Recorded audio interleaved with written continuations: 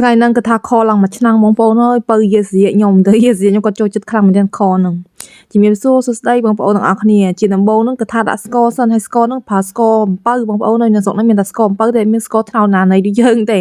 បើស្ករត្នោតហត់តែឆ្ងាញ់ជាងហ្នឹងទៀតប៉ុន្តែអីទេស្ករអំពៅក៏ឆ្ងាញ់ដែរគ្រាន់តែយើងមកងោះយូរខ្លាំងមែនទែនណាអញ្ចឹងក៏ឆ្ងាញ់ដែរឆ្ងាញ់ដូចតែគ្នាទេហើយទៅផ្សារព្រឹកមិញហ្នឹងគាត់ថាភ្លេចទិញមើងខ្ទឹមបងប្អូនអើយអញ្ចឹងហើយមានដាក់ដើមខ្ទឹមហ្នឹងឯងគល់ខ្ទឹមហ្នឹងដាក់ទៅដូចតែគ្នាហ្នឹងនិយាយទៅហើយចំពោះឆ្អឹងហ្នឹងដែរខ្ញុំប្រើឆ្អឹងខ្នងឆ្អឹងហ្នឹងគាត់ថាខ្ញុំសោះវាម្សៅបងប្អូនខ្ញុំសោះទឹកក្តៅមកហើយម្សៅវាចេញអាជាតិកិច្ចអញ្ចឹង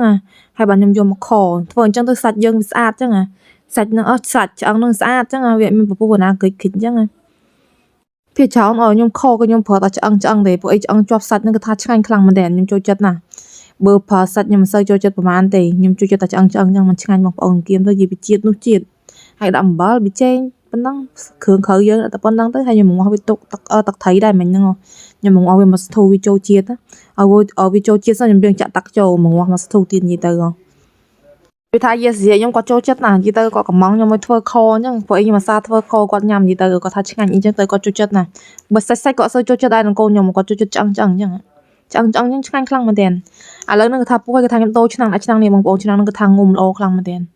ងុំមកយើងមកផាច់យើង40នាទីទៅបានហើយនិយាយទៅរត់តែយូររត់តែឆ្ងាញ់និយាយទៅខហ្នឹងហើយខ្ញុំដាក់ស្ងោរពងមាន់ហើយមួយគេតាពាំងនិយាយទៅដាក់ស្ងោរជាមួយគ្នាមកទៅមកឲ្យខាតហ្គាសអញ្ចឹងដាក់ស្ងោរជាមួយគ្នាទៅឥឡូវហ្នឹងគាត់ថាពងមាន់ខ្ញុំឆ្អិនទៅនេះដាក់តែ5គ្រាប់ទេដាក់ច្រើនហូបអស់អញ្ចឹងដាក់តែ5គ្រាប់ទៅបានហើយ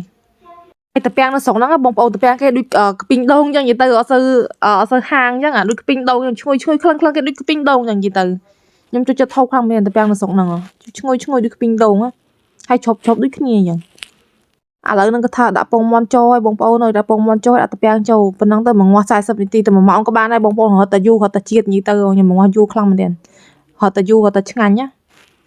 ឆ្នាំហ្នឹងគាត់ថាខ្ញុំញ៉ាំ2ថ្ងៃនិយាយទៅ2នាក់កូននោះយេសៀសូវចូលចិត្តតែយេសៀក៏ចូលចិត្តអញ្ចឹងហើយ2នាក់យេសៀ2ថ្ងៃមិនអស់និយាយទៅឡើងមួយឆ្នាំនេះតែ2នាក់កូនហ្នឹងឥឡូវគាត់ថាឆ្អិនហើយបងប្អូនហាខាប់តាំងអញ្ចឹងគាត់និយាយទៅខាប់អញ្ចឹងគាត់ថាឆ្ងាញ់ខ្លាំងមែនទែនហើយពងមាន់ហ្នឹងនិយាយពីឆ្ងាញ់ឆ្ងាញ់ពងមាន់ឆ្ងាញ់ណាបងប្អូនទាំងអស់គ្នាខ្ញុំចូលចិត្តខ្លាំងមែនទែនហ្មងយកមកវាអសតាក់ប៉ែអញ្ចឹងនិយាយពីជាតិនោះជាតិនិយាយទៅឆ្ងាញ់សាហាវឥឡូវនេះគាត់ថារួចរាល់នេះឌូទៅឲ្យយេសៀខ្ញុំសិនយេសៀអង្គុយចាំនិយាយទៅយេសៀគេអង្គុយចាំគេឃ្លានគេនិយាយទៅយេសៀគាត់ចូលចិត្តណាឲ្យថាខ្ញុំខអីម្ដងហ្នឹងគាត់សប្បាយអមមកឲ្យទៅបានហូបនិយាយទៅកូនខ្ញុំគាត់ចូលចិត្តខ្លាំងខ្ញុំសួរគាត់ឆ្ងាញ់គាត់ថាឆ្ងាញ់ម៉ាក់ឆ្ងាញ់គាត់choខ្ញុំដាក់ទៅពុបគេដួសពងមាន់មកគ្រាប់សាច់ម្ដុំនិយាយទៅគឺចូលចិត្តគេគាត់ថាគាត់ចេះញ៉ាំតាពាំងនិយាយទៅគាត់ចេះញ៉ាំតាពាំងតែគាត់ញ៉ាំតែពងមាន់ហើយនឹងជាមួយនឹងឆ្អឹងសាច់ហ្នឹងឆ្អឹងជាប់សាច់ហ្នឹងហើយបើខ្ញុំដាក់ពងមាន់មួយម៉ាត់ទៅបងប្អូននិយាយពីជាតិពងមាន់ហ្នឹងឆ្ងាញ់ខ្លាំងមែនទែននិយាយពីជាតិមែនទែនហ្មងពងមាន់ហ្នឹងបើឆ្អឹងយើងហ្នឹងគាត់ថាឡើងផុយបងប្អូនឆ្អឹងហ្នឹងគាត់ថាផុយឆ្ងាញ់ខ្លាំងមែនទែនព្រោះខ្ញុំមកយូរខ្ញុំមកដល់ផែ1ម៉ោងនិយាយទៅដល់ពេលហ្នឹងឆ្ងាញ់ហើយតែយូរហើយតែឆ្ងាញ់ខបើបានដាក់ម្រេចទៀតហើយតែឆ្ងាញ់បដ ாய் ប៉ុន្តែកូនខ្ញុំក៏ចេះញ៉ាំម្រេចចឹងហើយខ្ញុំអត់បានដាក់ម្រេចទេព្រោះយើងហូរម្រេចបន្តិចទៅអាហ្នឹងវាឆ្ងាញ់ចឹងឆ្ងាញ់ហើយតែឆ្ងាញ់ហើយតិច